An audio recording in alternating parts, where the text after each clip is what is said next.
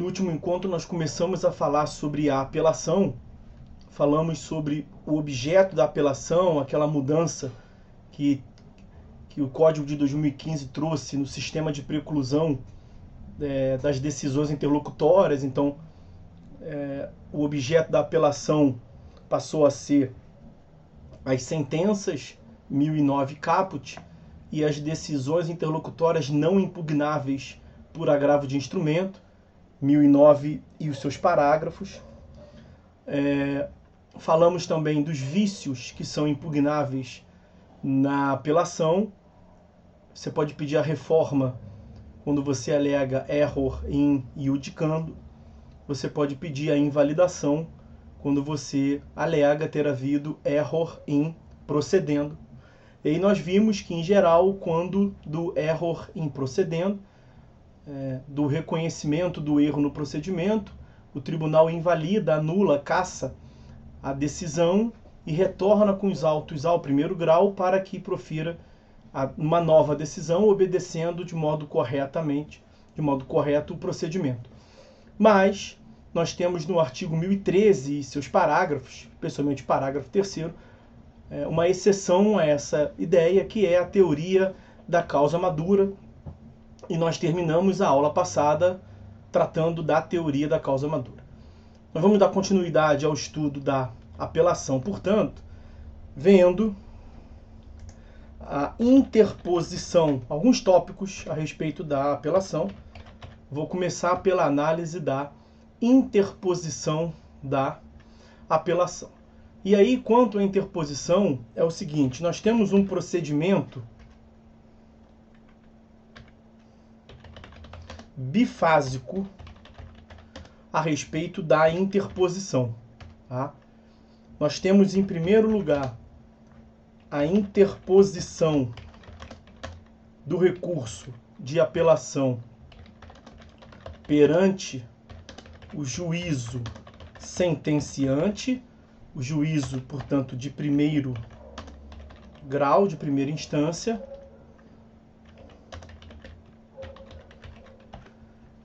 E nós temos, em um segundo momento, o juízo de admissibilidade da apelação sendo realizado no tribunal, sendo realizado pelo tribunal, chamado juízo ad quem. Então, você interpõe a apelação no juízo a quo, no juiz que proferiu a sentença, mas ele não analisa os requisitos de admissibilidade. A análise a respeito da admissibilidade da apelação, ela é de competência privativa do tribunal, pelo menos na imensa maioria dos casos. E é isso que nós vamos encontrar a regulamentação dessa previsão no artigo 1010. Vejam o que prevê o artigo 1010 em seu caput. A apelação interposta por petição dirigida ao juízo de primeiro grau conterá.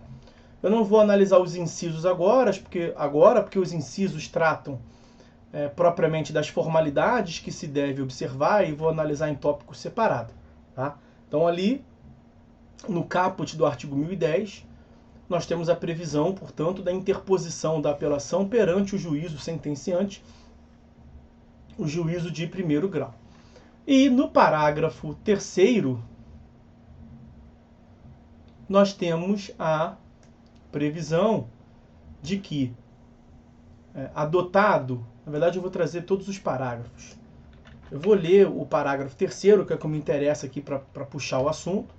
Adotadas as providências que o juiz de primeiro grau vai tomar, após as formalidades previstas nos parágrafos 1º e 2º, que eu vou delimitar aqui com os senhores, os autos serão remetidos ao tribunal pelo juiz, independentemente de juízo de admissibilidade. Ou seja, o juízo de primeiro grau, o juízo a quo, ele não realiza o juízo de admissibilidade.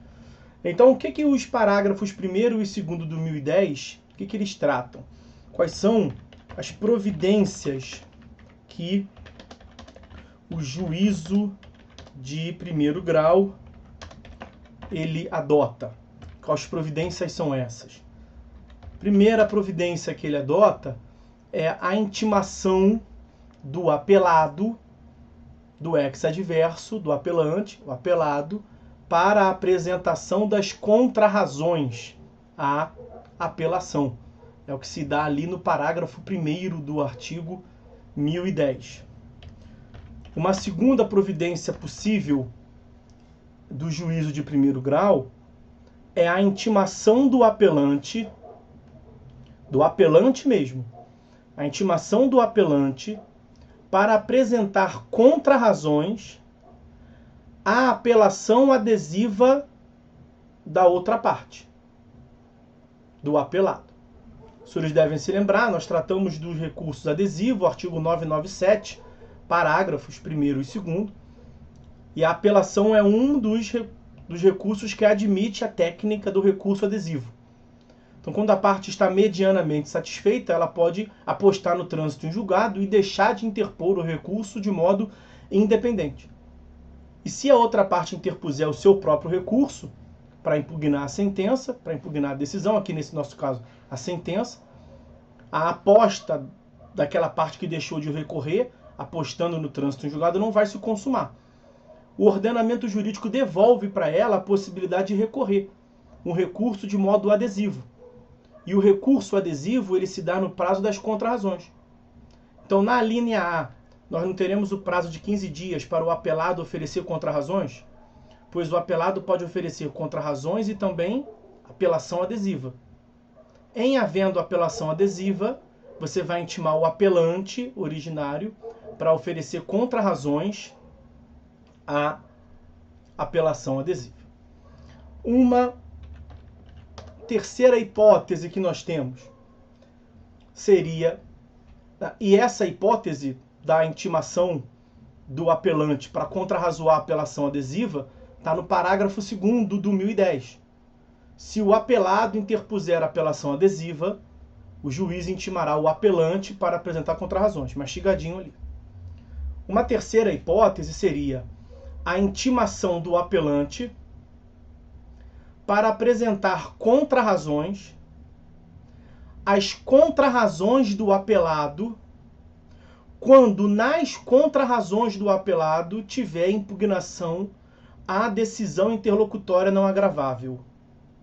Nós falamos aqui que com o sistema do novo Código, nós passamos a ter uma modalidade distinta e sui generis, que é na peça de defesa, nas contrarrazões, o oferecimento de um recurso, de uma manifestação do direito de ação. Vejam lá o que consta do artigo 1009, parágrafo 2º. 1009, parágrafo 2º. É possível que a impugnação à decisão interlocutória, não recorrível por agravo de instrumento, se dê em preliminar de apelação ou em preliminar de contrarrazões à apelação. E aí, quando a impugnação à decisão interlocutória se dá em preliminar de contrarrazões, pense no caso de uma multa processual. O cara está ali recorrendo nas contrarrazões. Você vai ter que ouvir o apelante para exercer contrarrazões àquele recurso que está dentro das contrarrazões. Então, olha, parágrafo 2º, 1009. Se as questões referidas no parágrafo 1º, decisão interlocutória não agravável de imediato, forem suscitadas em contrarrazões, o recorrente será intimado para, em 15 dias, manifestar-se a respeito delas. Então, nós temos o apelante, abriu-se 15 dias para o apelado oferecer contrarrazões, e nas contrarrazões do apelado, ele trouxe uma impugnação à decisão interlocutória. É parecido com a ideia de recurso adesivo.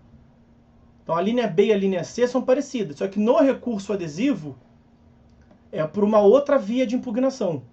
Vem separado, formalmente separado. E está no 1010, parágrafo 2º. A impugnação de decisão interlocutória vem em preliminar de contrarrazões. E está no 1009, parágrafo 2º. Mas a lógica é a mesma. Você oportunizar ao apelante o exercício ao contraditório a uma impugnação realizada pelo apelado, seja uma apelação adesiva ou uma impugnação de decisão interlocutória inserida nas contrarrazões por esse sistema diferenciado. E compete ainda ao juízo de primeiro grau o exercício do juízo de retratação, em algumas hipóteses, quando cabível, né? Nós falaremos sobre esse juízo de retratação adiante, quando formos analisar os efeitos da apelação, né? Em geral, não há o tal do efeito regressivo. O juízo de retratação é uma característica própria do efeito regressivo. Em geral, as apelações não têm efeito regressivo, mas nós temos algumas apelações em específico, aquelas previstas no artigo 485, parágrafo 7º, artigo 332, aí eu vou ter que buscar lá. 332, parágrafo 3º. 332, parágrafo 3º. E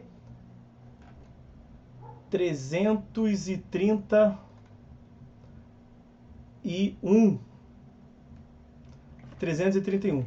Então, e 331 numa ordem decrescente. É permitido, então são apelações sui generis que permitem ao juiz o exercício da retratação. Então, se for a hipótese do caso concreto, o juízo de primeiro grau, ao receber a apelação, ele vai poder adotar essas providências. Então vejam que em nenhuma dessas providências que incumbem ao juízo de primeiro grau está o exercício do juízo de admissibilidade. Como eu coloquei aqui em cima, né, nesse procedimento bifásico, a segunda fase do procedimento de interposição da apelação, que é o juízo de admissibilidade, ela se dá no tribunal, no juízo ad quem.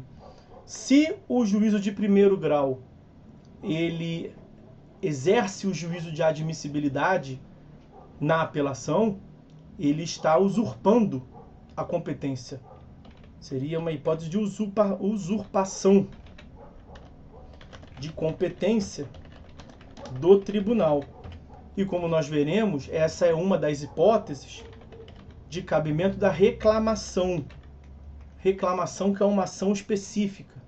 Reclamação com base no artigo 988, inciso 1º do CPC.